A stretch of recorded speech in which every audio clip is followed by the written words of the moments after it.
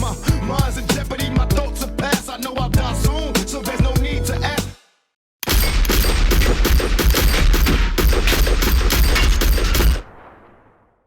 Take that, take that, take that. Shakur was airlifted to the Las Vegas University Medical Center with 4 gunshot wounds and is reported to be in critical What the fuck? Things like a drive-by shooting ain't supposed to happen. You know what I'm saying? That shouldn't happen to him. It's crazy for me to even think about this. It hurt me, man. It hurt me. But the way I looked at it, it was like a character that he couldn't get out of. You know what I'm saying? Once he figured out, okay, I can get an enemy, I can get a top rapper, an enemy, and get so much press. And just, there's so many different things that I could do to keep myself in this. And I'm going to do it. And he did it. At one point, that was my dog. Well, Pop, funny, too. A lot of people didn't know that about Duke. He was funny. I could make him laugh, man. He liked to hang out and get drunk. His interviews and everything, he just seemed so angry, but at the same time so charming. You know what I'm saying? Biggie finished recording the Life After Death album in early '97. He had multiple people on the hit list, not just Tupac. He had lines for everyone. He made sure to respond properly, even if it meant that he had to diss a dead man. People were begging Biggie to finally respond to Tupac to regain his respect in the streets. A lot of New Yorkers were really looking forward to the full response record to Pac's Hit 'Em Up, which is called Long Kiss Goodnight, which never actually mentions him by name and was subliminal mainly due to Tupac's untimely demise. It is said that Biggie held back on the song to not go too far, and to not make it too obvious who he's talking about. Cause the entire Bad Boy family denies that this is about Pac. There are also rumors that this is actually the second version of the song. And I'm not talking about the demo version with Capadonna. The first one was supposedly made before Pac died, and it mentioned him by name, was supposedly way more direct. Some say it was intended to be released on Halloween of '96. But then Pac died and he got into a car accident, so he had to remake it in late '96 to not make it too obvious that he's dissing a dead man. And it's possible that they erased it forever. But then again, no one from the Bad Boy camp has ever spoken on this version. So it is possible that this is just a silly rumor. Cause everybody always says that Biggie was in peace mode while Pac was alive. Now, the second version is the one with Capadonna from the Wu-Tang Clan on the hook. It features the same 3 verses you hear on the album. So it's basically the same version. Lyrically identical, but completely different from the first version which supposedly got scrapped. Proof for the song being made after Pac's death is actually in the song itself. I used to be as strong as Triple B, till little C's cripple me. Referencing the car accident 3 days after Pac's death, which crippled Biggie and made C's lose teeth. You lose teeth like little C's. And he also said now the year's new, talking about '97. Now the year's new. The song was named after a movie with the same title, which came out on October 11th, 1996, a month after Tupac's death. The beat was actually produced by RZA from the Wu-Tang Clan. Yes, the same RZA that Tupac wanted to sign to Death Row East together with his clique. And now he's in the studio recording a diss track against Tupac. RZA felt some type of way about the fight at the Club 662, where the rap group OFTB, which was signed to Death Row at the time, beat up RZA and snatched his chain. Pac tried to make things right by getting him his chain back, offering him to talk it out with them, and also offering him and his group a record deal. He showed them love and respect on the radio, and wanted the Wu-Tang Clan to be on his side against Biggie, cause he knew that Raekwon and Ghostface Killah had a problem with him. They had already dissed Biggie on the Only Built for Cuban Links album. So Pac wanted to get himself some reinforcements from New York against Biggie. But Big reached out to them and turned them against Pac and Death Row. They stayed loyal to New York instead of siding with the West Coast during the East-West War. Not only that, but the demo version also featured Capadonna from the Wu, who was supposed to be on the hook. He can be heard laughing and talking trash about Pac in the background. So part of the Wu-Tang Clan was going at Pac. The beat also uses the same sample as Capone Noriega's LA LA, which was a response record to the Dog Pound song New York, New York, a diss track against him, with Mobb Deep and Tragedy Gaddafi as feature guests. It was produced by East Coast legend Molly Mall. They thought the dog pound was dissing New York, especially after hearing Biggie call up the Hot 97 radio station to warn New York about them shooting a disrespectful music video in their city, motivating people to approach them at the video set, which eventually led to the infamous shooting on December 16th, where the trailer of Snoop and the Dog Pound was riddled with bullets. Capone and Noriega, Tragedy Gaddafi and Mobb Deep heard Biggie on the radio and then decided to make a diss record. The video of Snoop kicking over the buildings hadn't even come out yet. The original version of LA LA came out before it and featured the same beat as the Dog Pound's New York New York. But seeing the video made them film a video of their own, where they're kidnapping Snoop and the Dog Pound. They decided to put it out as a single and even got Molly Mall to produce for them. LA, LA, big city of dreams, but everything in LA ain't always what it seems. They wanted to show Death Row that New York is standing strong, that they all came together to fight back. At the time, Biggie didn't want to get on that record. He was completely against it. But after Pac's death, he decided to remake that song basically. He was now ready to diss Pac. A lot of rappers from Queens were mad at him for staying silent, for not wanting to strike back, cause while Pac was alive, he wanted peace. Now he's giving those same people that doubted him what they were asking for. Everyone from Queens that lost respect for him, including Capone and Noriega, Tragedy Gaddafi, Mobb Deep, Royal Flush, and even Nas. Molly Mall is from Queens too. They all wanted Biggie to battle Pac. So Big took their beats and did what he was supposed to do, using that same East Coast sound to diss the West Coast. Just by hearing the beat, you already know that this is going against Death Row. And Big had brought Snoop to the studio to make peace. Now he's using the same beat Snoop got dissed on, dissing Snoop's dead homie, knowing that none of them will ever respond to it. He made Snoop come to the studio knowing that he's going to lyrically attack his friend Pac on the same album.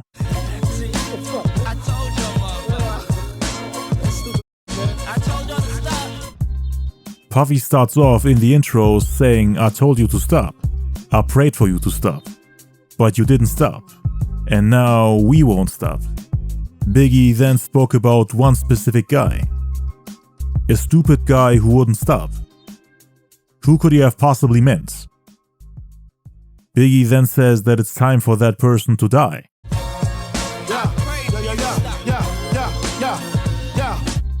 He starts off the verse by mentioning the singer De La Reese, who sang the song "You're Nobody Till Somebody Loves You," which Biggie later flipped and changed to "You're Nobody Till Somebody Kills You," the song that comes right after Long Kiss Goodnight, the final track on the album, which is also meant as a diss towards Pac. I make your mouthpiece obese like De La Reese. When I release, you lose teeth like little C's.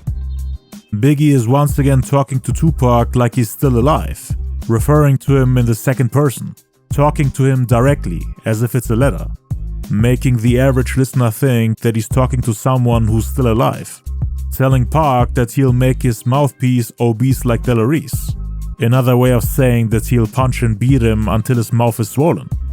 De La Reese gained a lot of weight in the 80s, which made her face swell up quite a bit, at least compared to when she was in her youth. He also said, "When I release, you lose teeth like little C's." This is a double entendre.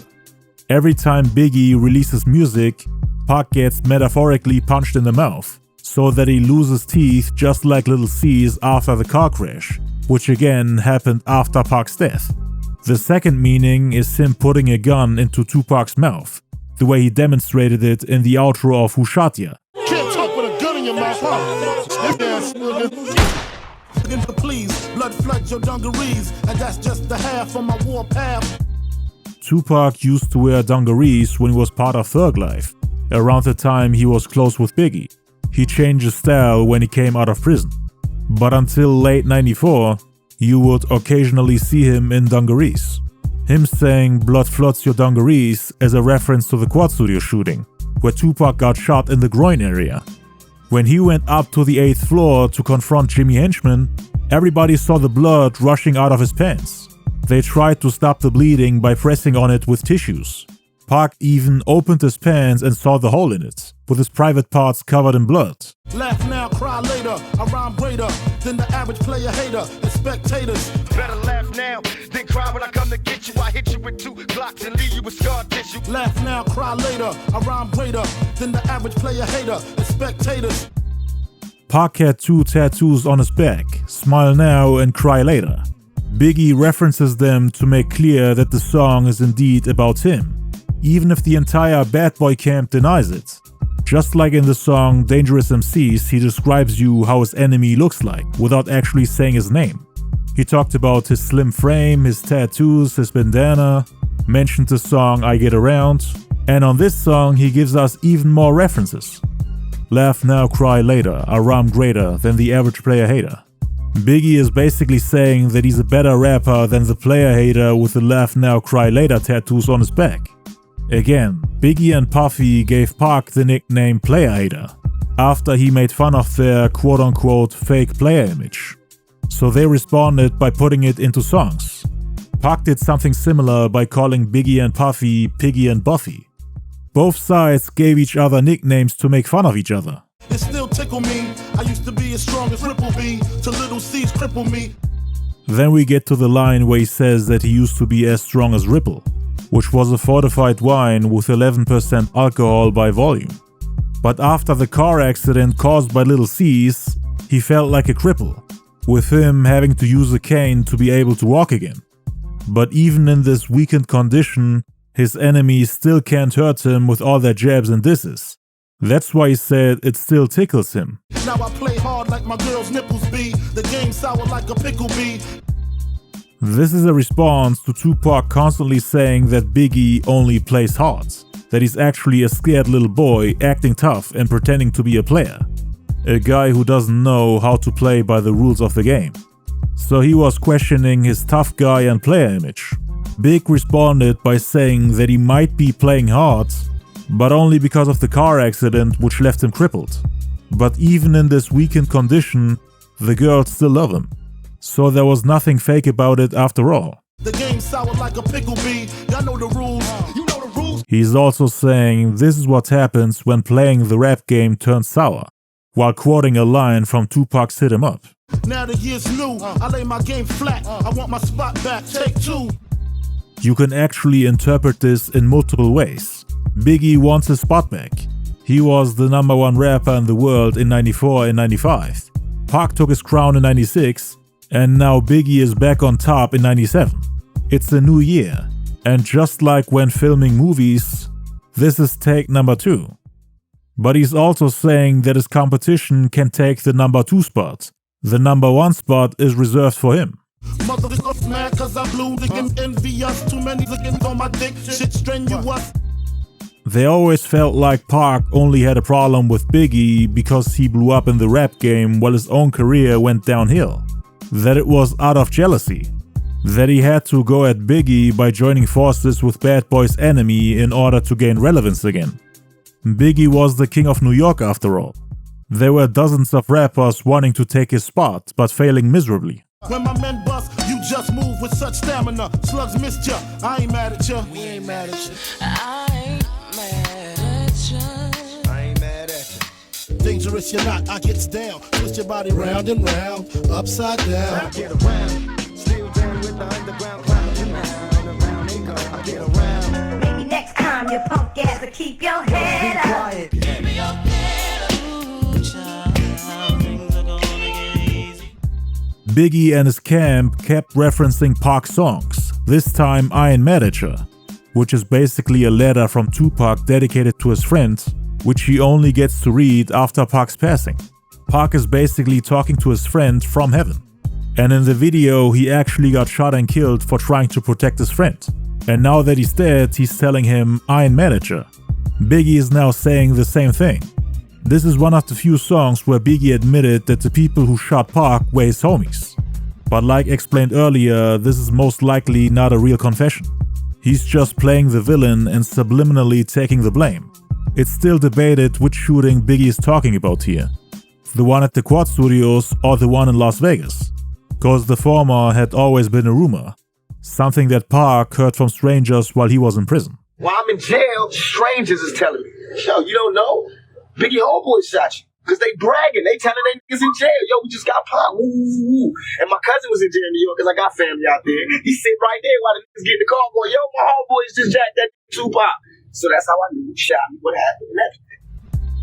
And he also said that the robbers looked like Biggie's homies from Brooklyn. Big saying that Pac moved with so much stamina could be a reference to him running around on the 8th floor where he confronted Puffy and Jimmy Henchman. The slugs missed him in a sense that the 2 shots, which could have been fatal, only grazed him by the head and didn't actually pierce his skull. Hey, homie, if you feel me, tell them tricks they shot me, that they missed, they ain't kill me. When my men bust, you just move with such stamina. Slugs missed ya, I ain't mad at ya. We ain't mad at you. That's how he used to taunt his shooters, the people who set him up, and everyone who was there during the incident. It would also be in line with what he said next, assuming that this is all a timeline. Him getting shot, catching cases, coming out of prison, accusing people. Blood rushing, concussions ain't nothing. Catch cases, come out frontin', smoking something. A concussion is a mild traumatic brain injury that affects brain function. Tupac got pistol whipped by the robbers during the quad studio incident. So when Big talks about concussions, he could have meant that.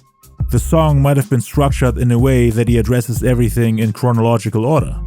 Verse 1 could be about the quad studio shooting, and verse 2 about the shooting in Las Vegas.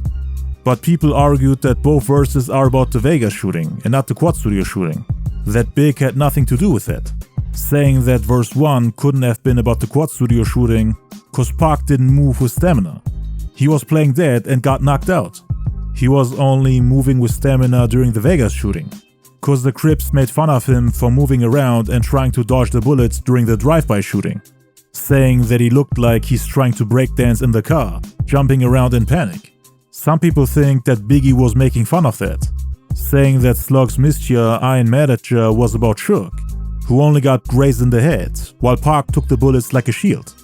So just like how Pac said I Ain't Mad At Ya to his homie after taking bullets for him in the music video, Biggie is telling Suge I ain't mad at ya for not taking the bullets in Pac's place.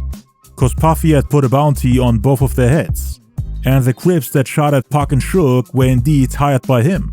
So it would make sense for Biggie to say when my men bust, talking about the Crips like they're his people. Cause the people that robbed Tupac at the Quad Studios were not cool with Biggie. So it wouldn't make sense for Biggie to call them his men. The Crips, on the other hand, they could be considered his men, even if it wasn't actually him who hired them.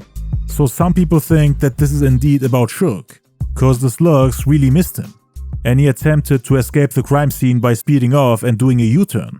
That's what Big could have meant when he said you just moved with such stamina. Blood rushing, concussions ain't nothing. Catch cases, come out frontin', smoking something. Just like how blood was rushing from Pac's head after the Quad Studio shooting, blood was also rushing from Suge's head after the Vegas shooting, cause he got grazed by a bullet. He then caught the case which got him locked up for kicking the Crip Orlando Anderson. So that would make sense and could be indication for him talking about the Vegas shooting. But then he said, come out frontin' smoking something. Suge went to prison and didn't really have a chance to come out frontin'. He didn't come out until 5 years later. By that time, Big had already passed. So it doesn't really make sense that this is about Suge. This sounds more like it's about Pac, who came out of prison quote-unquote frontin' as if he's smoking something, meaning that he's out of his mind for accusing and blaming everybody. Cause they always said that everything Pac did after getting shot was act, as if his life is a movie, disconnected from reality. So it's really hard to tell which incident Biggie meant. I personally think that this wasn't about Suge, but about Tupac and the Quad Studio shooting. Guard your issue before I stick you, for you re-up, wipe the pee up, lick shots, woke your seat up. He's talking about robbing someone who's supposed to guard whatever Biggie is coming after. And then the next line sounds like he's making fun of Pac for getting shot in the groin area, talking about him making his pants wet. The shots woke his seat up. People always joked about Pac supposedly losing one of his testicles after the shooting. Pac supposedly opened his wet pants to see if his private parts are still there. There was a hole in his pants and he was feeling numb. Big is basically saying that he wet his pants after getting shot in the balls. Wipe the pee up, mix shots, woke your feet up, go in the ashtray, spark the weed up. Long kitty. Remade it, last wishes, looking smoke my ass. Go in the ashtray, spark the weed up. Tupac didn't really have a funeral. He wasn't buried. You never saw him in a casket. He was cremated, burned to ashes. I'm flaming jets, aiming at maniacs, put my name in rap. Biggie is taking aim at the quote-unquote maniacs who put his name in raps. The only ones who were really dissing Biggie on records were Tupac and the Outlaws. On the song Hit 'Em Up. He thinks people who diss others directly make it a much bigger deal than they should. It's just free promo for him. That's why he said they hustle backwards. Cause in the attempt of destroying him by putting his name on records, they're giving him free exposure and making Pac fans look forward to a response from Biggie. So it's only helping Big in the long run. Cause Pac was able to reach a wider audience, selling 5 million records in just a couple of months. Now those same people get put on to Biggie, looking forward to what Biggie has to say in response to Hit 'Em Up. The beef with Pac, whether people like it or not, increased Biggie's popularity and record sales. So it was helping him. And Big was smart enough to not do the same thing for his enemies. That's why Big did not put the names of his enemies on his records. Cause he'd be quote-unquote hustling backwards. The game is that, like they hustle backwards. I smoke backwards and Dutchies, you can't touch me. Then we get to the most disrespectful part where he makes fun of Pac's death, saying that Pac tried to rush him, lyrically and even in person like at the Soul Train Awards. But then he got what he wanted by getting touched by bullets. Try to rush me, slugs go touchy touchy. You're bleeding lovely with your spirit above me or beneath me. The sight of Pac covered in blood after getting shot is pleasant to him. And he really loves seeing Pac's body bleed, while his soul is either above him in heaven or beneath him in hell. That's how heaven and hell were depicted in the past. Heaven is a nice place, somewhere bright and pleasant in the clouds, while hell is underground, a place that's dark and scary. And Big is saying that Pac is now in one of those places. You're bleeding lovely with your spirit above me or beneath me. Your whole life you live sneaky, now you rest eternally sleepy. Claiming that Pac lived his whole life sneaky, basically calling him a liar and manipulator. Due to Pac's actions and lies about Biggie, he might actually go to hell instead of heaven, saying that Pac's body is now resting forever while his soul is trapped in hell. Your whole life you live sneaky, now you rest eternally sleepy. You burn when you creep me, rest where the worms in the weak be. Biggie is saying that Pac played with fire when he tried to go at him. And this also ties in with the whole heaven and hell scheme that he used, as hell is often depicted as a nightmare engulfed with flames. Pac's soul is burning in hell for trying to creep him, while his body is resting 6 feet underground, together with the worms and the weak. With the weak, he's talking about the dead, who have no life force left anymore. My 9 thighs, baptized, with the Holy Ghost. I put holes the most, you hold your toes shaky. Tying into the death imagery in the previous lines, Biggie imagines his 9mm pistol as some sort of reverse baptism, sending Pac to see the Holy Ghost. The gun baptized him because he got wet, similar to how babies are baptized, but in this case you get wet because of the blood from your bullet holes, not from the holy water that is sprinkled over you. Biggie is also referencing a line from Mobb Deep's Tupac diss track Drop a Gem on Him, which was a response to Hit 'Em Up, the whole rap guys baptized rhyme that was aimed at Pac. Yeah, likewise, side of rap guys, this shit disappear, shut eyes, and swole up your whole outside. I'll baptize, niggas get wet. My 9 thighs, baptized. Biggie uses the same exact words as Prodigy from Mobb Deep to subliminally tell the listener that they're teaming up against the same opponent. So not only is Biggie using a similar beat with the same sample as the song LA LA from Capone and Noriega, but he's also referencing the Tupac diss record from Mobb Deep. It's like he's using their energy to fight back the West Coast. I mean, he also had RZA from the Wu-Tang Clan producing this song. It's like New York came together to show people that they're united and standing strong against their enemies on the West Coast. I put holes the most, you hold your toes shaky, slipping trying to break me. Toast is a slang word for gun. You hold your toes shaky, slipping trying to break me. Pac is shaking while holding a gun. He made the mistake to mess with Biggie. But he's also making fun of the Quad Studio incident, where Tupac reached for his gun in the attempt to shoot the robbers. But he was shaky and nervous, slipped up, and supposedly shot himself. Stretch told Biggie everything that happened. He was on the ground and saw everything. And the two are making fun of him for making the mistake of shooting himself. Look what you made me do, brains blue. My team in the Marine Blue, 6 coupe, skeeted out. He's telling Pac, look what you made me do. You made me order my team in the Marine Blue, meaning the Crips, to come shoot you.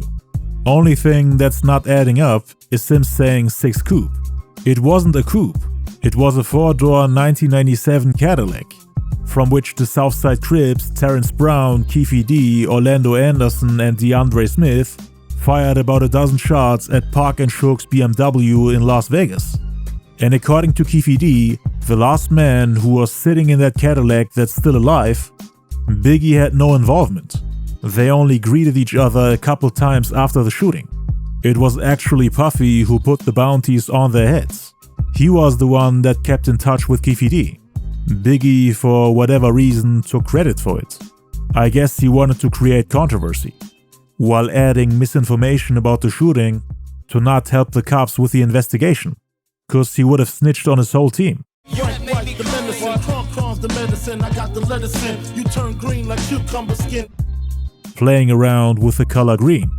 Biggie is smoking weed, which is green, got the lettuce, which is also green, while Pac turned green like cucumber skin. After seeing Biggie's rise to fame and how much money he made while he was locked up, turning green can be interpreted as another way of saying getting jealous. So Pac got jealous because Biggie got money. When he was a broke newcomer and a soldier under Tupac's wing, everything was fine. But when he started to outgrow him, Tupac all of a sudden saw him as a problem. Hug from fake friends, make ends, they hate you. Be broke, girls won't date you. Calling Pac a fake friend. Long before their falling out, they were always giving each other hugs every time they saw each other. Like for example at Puffy's birthday party in 1994, where they hugged each other for the last time. After he got enough money to get whatever he wanted, Pac started to hate him instead of being happy for him. That's what Biggie was trying to say. He didn't see Pac as a real friend. No friend would try to sleep with your wife. That's why he saw him as a backstabber, calling out his jealousy once again a couple lines later, where he said, no matter how you call it, this brolic, alcoholic, like it's weed greened out, like it's brick solid. Lil C's mentioned that Pac always had the greenest weed they'd ever seen. Big is saying that Pac became just as green as his weeds, meaning super jealous. Not only that, but he's also calling him a high alcoholic. He then went back even further to when they first met, back when Biggie was a nobody. Be broke, girls won't date you, that's why I relate to. This is a response to Pac making fun of Biggie being the furthest thing from a player, prior to getting famous. Pac was saying that he had to beg women to sleep with Biggie, that he was always super unpopular with women. Biggie, remember when I used to let you sleep on the couch and beg him to let you sleep in the house? I remember Biggie sleeping on my couch. I remember begging tips to you feel me? Yeah. So Big Papa don't mean nothing to me. He know it. He know it. That's why he can't fight me. That's why he can't battle me. Be broke, girls won't date you. That's why I relate to. Choke your ass out till your face blue. Make you open the safe too. Biggie wants to choke Pac out for being a fake friend, for using things from the past against him, making fun of him for being broke and unpopular with women at a time when Pac was on top and when Biggie had nothing. Instead of being happy that his friend finally made it out and got the fame and recognition he deserves, he also said, make you open the safe too, once again saying that he'll rob Tupac. He said this about Pac's mother as well, on the Get Money remix. Your mom's the actress, didn't want to show me the safe. Slug hit your chest, tap the spine, flatline, heard the grapevine, you got up 4 times. This is exactly how Pac died. He got shot in the chest and one of the bullets hit his right lung, which caused massive bleeding that couldn't be stopped even after removing the lung. They put him into a medically induced coma and tried to revive him multiple times. He flatlined and died, just like Biggie said on the song. And the Bad Boy members still have the nerve to say that this wasn't about Pac. Slug hit your chest, tap your spine, flatline, heard through the grapevine, they got up 4 times. Heard through the grapevine you got effed 4 times is a reference to statements made by Wendy Williams, who claimed that Pac got assaulted and taken advantage of 4 times while he was in prison. Rappers have used this rumor to attack Tupac. I had little girls writing to me crying, saying you got in jail, I'm so sorry. That shit right there is what will fuel the anger that will never die. I had to write letters to 1,000 little kids explaining to them that I would be dead before a motherfucker would hurt me, and you know that. Heard through the grapevine, they got up 4 times. And motherfuckers took shots from every direction. They thought that meant that I'm gay now. Here, fuck me in the ass now. And I'm getting in jail, woonty, wompty. They just say anything to assassinate my character. Damn, at 3 to 9, I'll put you up for real though.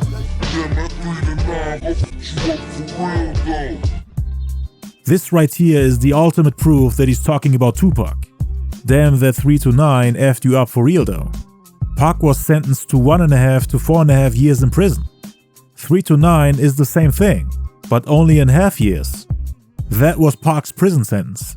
Biggie, just as always, tried to make it as subliminal as possible. Damn, at 3 to 9, I'll put you up for real though. Swing still slow, has remorse, we feel no. Biggie and Puffy had no remorse and did not regret what they did to Tupac. Big knew exactly that it was Puffy who made Keefy D and the Southsiders go after Pac and Suge, and he was fine with it. He initially might have been sad about it, but that sadness turned into happiness, or else he wouldn't have made fun of his death on the song. I mean, they literally said that they have no remorse. But in the media, he only expressed his sadness. In the outro of the demo version with Capadonna, you can hear Biggie yelling in the background and insulting Tupac.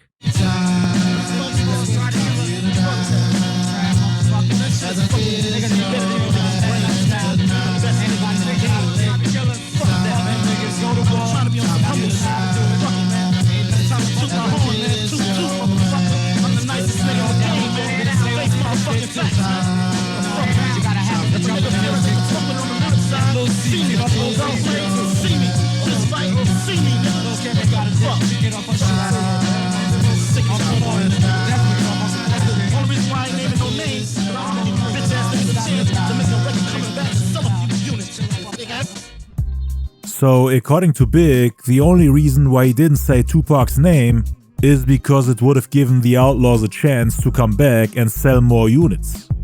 Cause now that Pac is gone, nobody is checking for the Outlaws anymore. That's what the Outlaws said in multiple interviews. They said they got blackballed. Biggie called himself the best in the game, which he definitely was after Pac's death. And there wasn't much anyone from Pac's camp could have done lyrically to come back from a record like that. Only one capable of doing so was Tupac. Hit 'Em Up and Long Kiss Goodnight are 2 of the greatest diss songs of all time. And Big's diss would have been even harder if he hadn't holden back. They both had proven that they were at the top of the food chain at the time. And I'm fully convinced that if these 2 had survived, we would have seen even harder diss tracks. The final track on the album was called You're Nobody Till Somebody Kills You. Lance Unrivera, who was part of Biggie's group The Commission, said that the song was about Tupac's death. Around the time Pac died, Lance had a dream where Pac said, "You're nobody till somebody kills you." Lance then went and told Biggie about that dream, and they both had goosebumps. Big then decided to make a song about it, and wanted to end his album with it. It's supposed to be a dedication and at the same time a diss towards Pac, featuring his wife Faith Evans, the person Pac used to attack Biggie. Big put Faith on the song where he's making fun of Tupac's death, as a way for him to defend the honor of his wife, after all the rumors and slander they had to endure in 95 and 96. The message of the song is that Pac was a nobody while he was alive, and that his death gave his existence a meaning.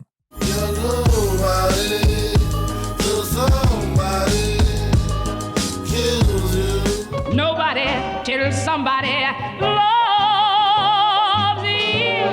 I make your mouthpiece obese like Delarice. May you rest in peace.